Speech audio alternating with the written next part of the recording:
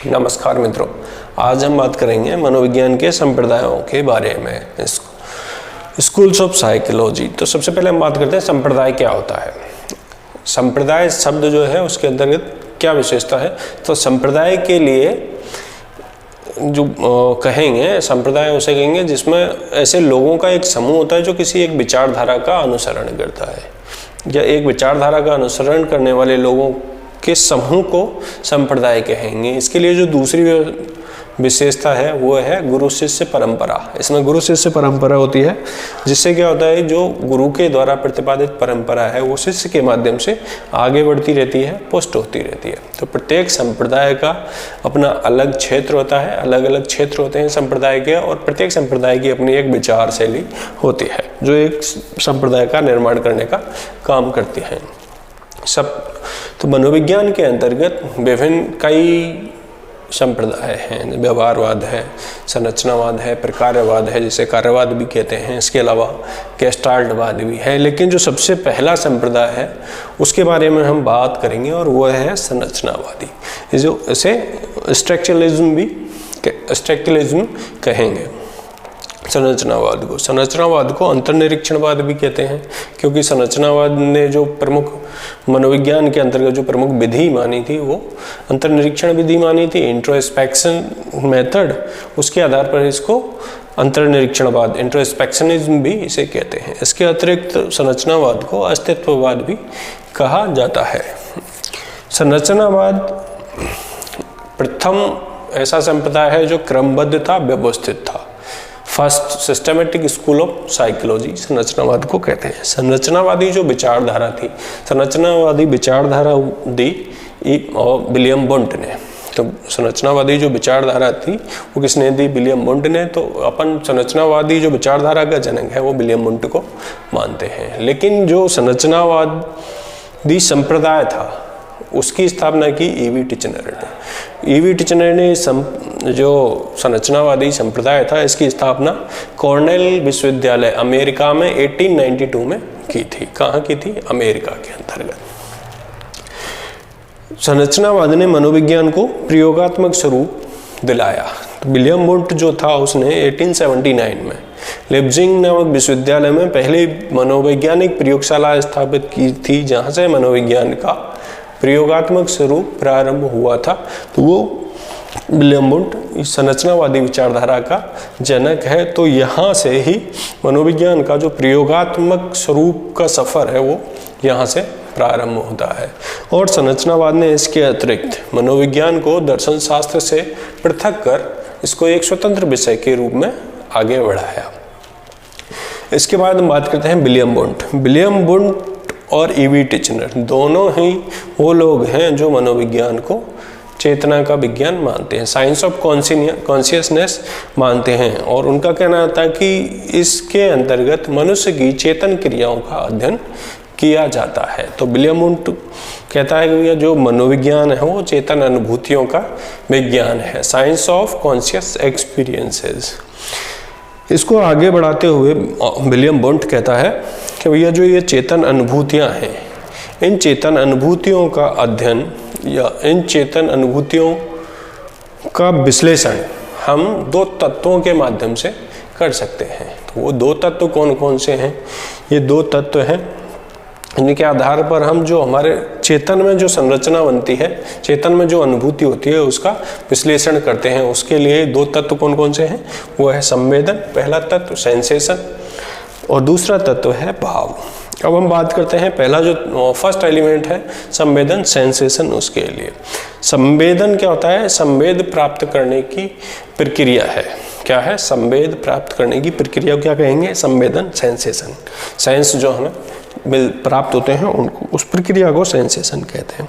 Sensation जो है वो चेतना का वस्तुनिष्ठ तत्व है। कैसा तत्व है? वस्तुनिष्ठ तत्व है। अब वस्तुनिष्ठ तत्व है तो वस्तुनिष्ठ ऑब्जेक्टिव एलिमेंट्स है। ऑब्जेक्टिव या सब वस्तुनिष्ठ से तात्पर्य है, अगर मैं कहूँ कि ये वाइट बोर्ड है, कैसा बोर्ड है? इसका कलर क्या है? वाइट बोर्ड है। संवेद हमें प्राप्त हुआ इस कलर का, किसके माध्यम से? आँख के माध्यम से। इसका रंग क्या है? सफ़ेद है। तो ये हमें संवेद प्राप्त हुआ। अब मेरे अलावा कोई दूसरा और व्यक्ति आता है और उससे भी यही पूछा जाए कि भैया इस बोर्ड का कलर क्या है, तो वो भी क्या कहेगा कि इसका कलर वाइट है। तो ये होता है वस्तुनिष्ठ, दो अलग अलग लोगों के द्वारा दो अलग अलग समय पर एक ही निर्णय पर पहुंचना क्या होता है, वस्तुनिष्ठता कहलाती है। तो ये हमें इन जो संवेदन है वो संवेद हैं हमें 5 ज्ञानेंद्रियों के माध्यम से प्राप्त होते हैं। कौन कौन सी ज्ञानेंद्रियां हैं? आँख, नाक, कान, त्वचा, जिह्वा। आँख से हम देखने का काम करते हैं, नाक से सूंघने का काम करते हैं, कान से सुनना और त्वचा से ठंडा, गर्म, चुभना आदि, और जिह्वा से स्वाद संबंधी संवेद हमें प्राप्त होते हैं। संवेदन जो होता है वो बाह्य पदार्थों का होता है। संवेदन जो होता है वो बाह्य पदार्थों का होता है। उसके बाद हम बात करते हैं भाव, फीलिंग। दूसरा जो तत्व विलियम वुंट ने बताया है वो कौन सा है? भाव है, फीलिंग। ये चेतना का आत्मनिष्ठ तत्व है। कैसा? सब्जेक्टिव एलिमेंट्स है, आत्मनिष्ठ तत्व है। इसके लिए जैसे एग्जाम्पल मैं दूं, अब मैं कहूँगा ये वाइट बोर्ड है, भाव के संदर्भ में हम बात कर रहे हैं, ये बहुत अच्छा है।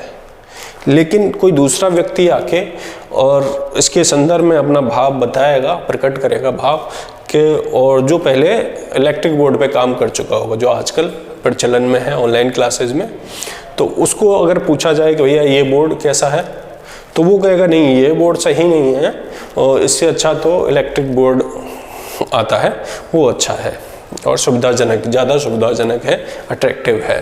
तो ये हम दोनों का अलग अलग भाव है। मेरा भाव वाइट बोर्ड के प्रति और जो दूसरा व्यक्ति है उसका इलेक्ट्रिक बोर्ड के प्रति। तो ये आत्मनिष्ठ होता है, अलग अलग होता है, व्यक्ति परक होता है। इसके लिए भाव के लिए किसी ज्ञानेंद्रिय की आवश्यकता, विशेष ज्ञानेंद्रिय की आवश्यकता नहीं होती है, और भाव जो होता है वो आंतरिक होता है। अब भाव के लिए विलियम वुंट ने कहा है, भाव के संदर्भ में, यह जो भाव है उसको 3 विमाओं में अवस्थित कर अध्ययन कर सकते हैं। भाव का 3 विमाओं में अध्ययन कर सकते हैं, ऐसा विलियम वुंट ने कहा है। वो 3 विमाएं कौन कौन सी हैं? पहली विमा है उत्तेजना शांत। कौन सी है? उत्तेजना शांत, एक्साइटमेंट काम। दूसरी जो विमा बताई विलियम वुंट ने वो है तनाव और शिथिलन, टेंशन एंड रिलैक्सेशन। क्या? Tension and relaxation. तीसरी विमा बताई है विलियम वुंट ने सुखद और दुखद, प्लेजर एंड डिस्प्लेजर। पहली उत्तेजना शांत, दूसरी तनाव शिथिलन, तीसरी सुखद और दुखद। ये 3 विमाएं किसने बताई हैं? विलियम वुंट ने बताई हैं कि इन 3 विमाओं के आधार पर हम जो दूसरा तत्व बताता है चेतन अनुभूतियों का, क्या है? भाव, उसका अध्ययन कर सकते हैं इन 3 विमाओं के आधार पर। इसको एग्जाम्पल के माध्यम से समझेंगे।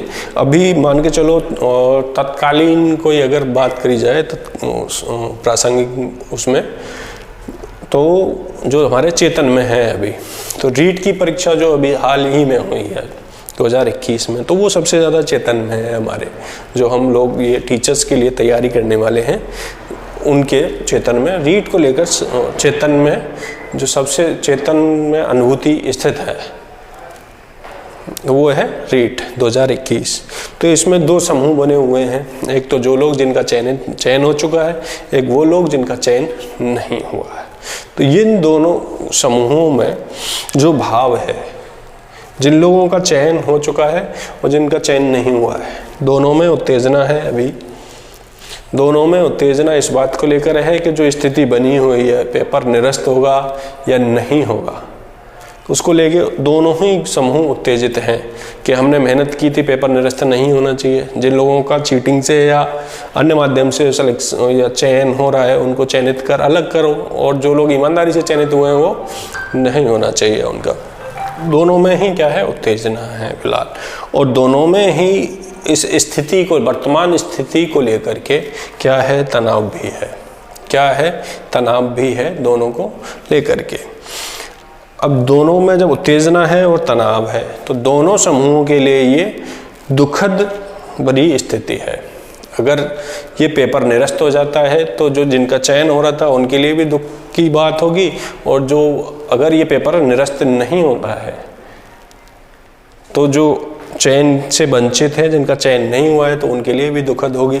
लेकिन जो दूसरा समूह है जिसका चयन हो चुका है उसके लिए ये कैसा भाव बन जाएगा? सुखद भाव बन जाएगा कि हाँ हमने मेहनत की और जो लोग वैसे थे बेईमानी से या जैसे भी अंदर आए वो बाहर हो गए, तो उनके लिए ये स्थिति सुखद बन जाएगी। लेकिन जो चयनित नहीं है होने वाले हैं उनके लिए ये स्थिति दुखद हो जाएगी।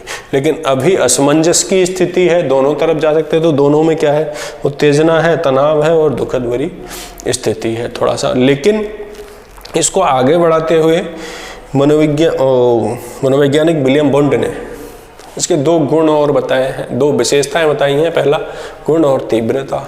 अब गुण अच्छा हो सकता है, बुरा हो सकता है, तीव्रता कम हो सकती है, ज़्यादा हो सकती है और बहुत ज़्यादा हो सकती है इसके लिए। तो ये जो 3 बीमाएं बताई हैं, इन 3 बीमाओं के आधार पर इस सिद्धांत को भाव का त्रिविमीय सिद्धांत कहते हैं। क्या कहते हैं? भाव का त्रिविमीय सिद्धांत कहते हैं। 3 डायमेंशनल थ्योरी ऑफ फीलिंग। किसने दी? विलियम वुंड ने दी। किसने दी ये थ्योरी? विलियम वुंड ने दी थी। किसके संदर्भ में दी है ये? भाव के संदर्भ में, जो दूसरा तत्व है उसको लेकर के, फीलिंग।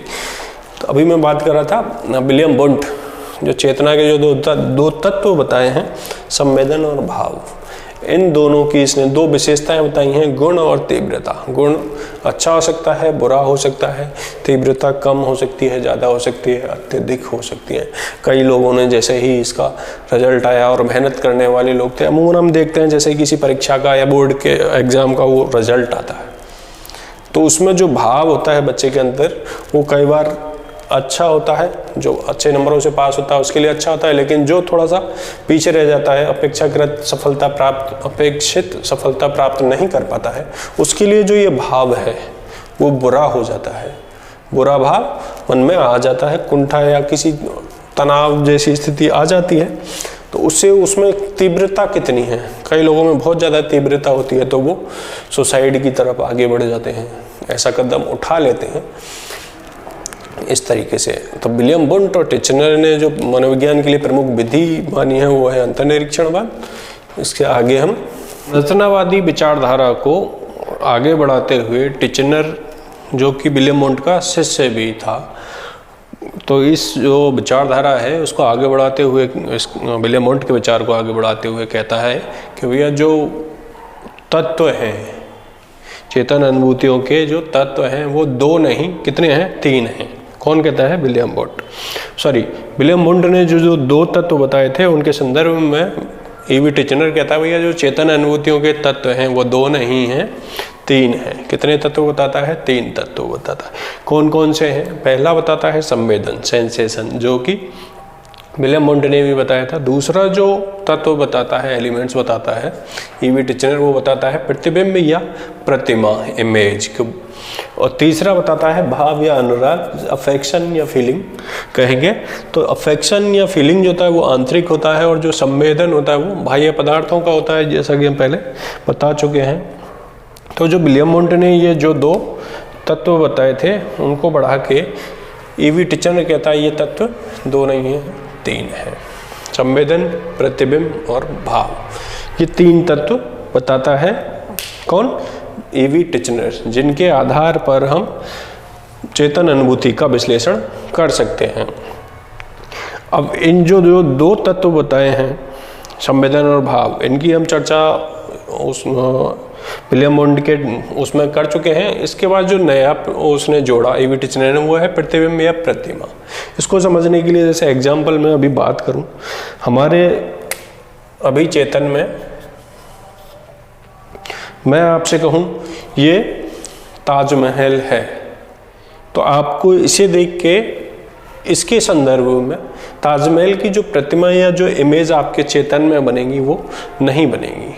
जैसे ही मैंने ताजमहल शब्द कहा तो आपने अगर पूर्व में देखा है तो आपकी जो इमेज बनेगी वो उस ताजमहल की बनेगी जो वास्तव में ही ताजमहल है, जो आगरा में स्थित है और मुमताज़ के लिए बनवाया गया था। अब आप ऐसे नहीं कह सकते हर सफ़ेद चीज़ ताजमहल हो। तो ये वाइट बोर्ड है, तो ताजमहल कहते ही आपके दिमाग में वो इमेज या प्रतिबिंब बनेगा। तो ईवी टिचनर कहता है भैया संवेदन है, ठीक है, भाव है, आ रहा है, लेकिन उसके साथ साथ एक प्रतिबिंब भी जो चेतन में बनता है वो भी बनना चाहिए, एक इमेज भी बननी चाहिए। तो जो ये 3 तत्व हैं ईवी टिचनर ने बताए, संवेदन, प्रतिबिंब, भाव और अनुराग, इसके लिए वो 4 विशेषताएं बताता है। और जबकि विलियम वुंट ने जो ये तत्व हैं संवेदन और भाव, इनके लिए 2 विशेषताएं बताई थी, गुण और तीव्रता। इन विशेषताओं को बढ़ाकर ईवी टिचनर कहता है भैया जो ये 3 तत्व हैं उनकी 2 नहीं 4 विशेषताएं हैं। कौन कौन सी हैं? पहला है गुण, तीव्रता, स्पष्टता और अवधि। क्वालिटी अच्छी या बुरी, अच्छी या खराब, जो भी है, तीव्रता और तीव्र, कम तीव्र, अधिक तीव्र, वो स्पष्टता, क्लियरिटी भी उसके अंतर्गत होनी चाहिए। और अवधि, कितनी अवधि के लिए वो हमारे चेतन में इमेज बन रही है, या संवेदन है वो कितनी अवधि के लिए है, या जो भाव है वो कितनी अवधि के लिए है। भाव है जो संवेद हमें प्राप्त हो रहे हैं, जो हमारे अंदर इमेज बन रही है, ये तीनों तत्व, उनकी स्पष्टता कितनी है, क्लियरिटी कितनी है उन तीनों तत्वों की, या उन तीनों तत्वों की तीव्रता कितनी है, उनके गुण क्या हैं, अच्छे हैं या बुरे हैं, क्या है। तो इनकी ये विशेषताएं बताई हैं किसने? ईवी टिचनर ने, इन तीनों तत्वों की। इसके अलावा 1915 में ईवी टिचनर ने एक सिद्धांत दिया जिसे अर्थ का संदर्भ सिद्धांत कहते हैं, कॉन्टेक्स्ट थ्योरी ऑफ मीनिंग। क्या? अर्थ का संदर्भ सिद्धांत। इसके अनुसार, इसके अंतर्गत टिचनर के अनुसार बताया गया है कि ये जो संवेदन और प्रतिमा होते हैं उनका अर्थ उस संदर्भ के अनुसार निर्धारित होता है जिसमें वे चेतन में मौजूद होते हैं। जैसे कि अभी मैं बात करूं, फॉर एग्जाम्पल, जैसे राम पढ़ रहा है, राम पढ़ रहा है, तो इस का अर्थ अभी जो मेरे चेतन में है उस संदर्भ के अनुसार तो क्या इमेज बनेगी कि भैया एक स्टूडेंट है राम, जो अभी या तो किसी क्लासरूम में या स्कूल में पढ़ रहा है या अपने घर पे पढ़ रहा है, तो ये वो राम है। अभी मैं दूसरा एक और राम सेंटेंस बोलता हूँ, जैसे राम ने रावण का वध किया, तो जो ये राम है, ये वाला राम है और ये राम, तो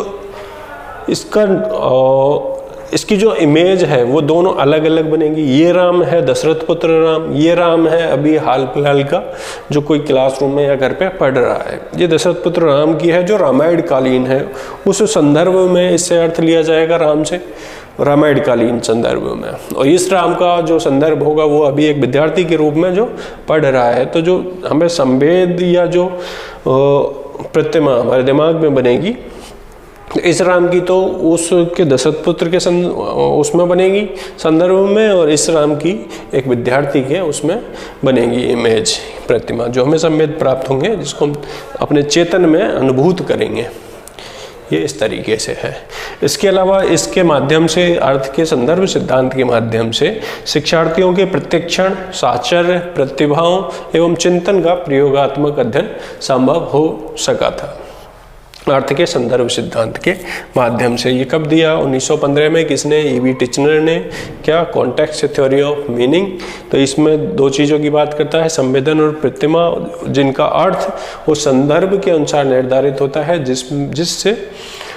जिसमें वे चेतन में मौजूद होते हैं, जो हमारे चेतन में मौजूद हैं उसके अनुसार उसका अर्थ निर्धारित होता है। ये 3 ईवी टिचनर ने तत्व बताए हैं चेतन अनुभूतियों के, संवेदन, प्रतिबिंब और भाव, जबकि विलियम वुंट ने बताए थे संवेदन और भाव। संवेदन और भाव, ये एक नया उसने जोड़ा इस विचारधारा को आगे बढ़ाते हुए ईवी टिचनर ने। ईवी टिचनर विलियम वुंट का शिष्य था। धन्यवाद।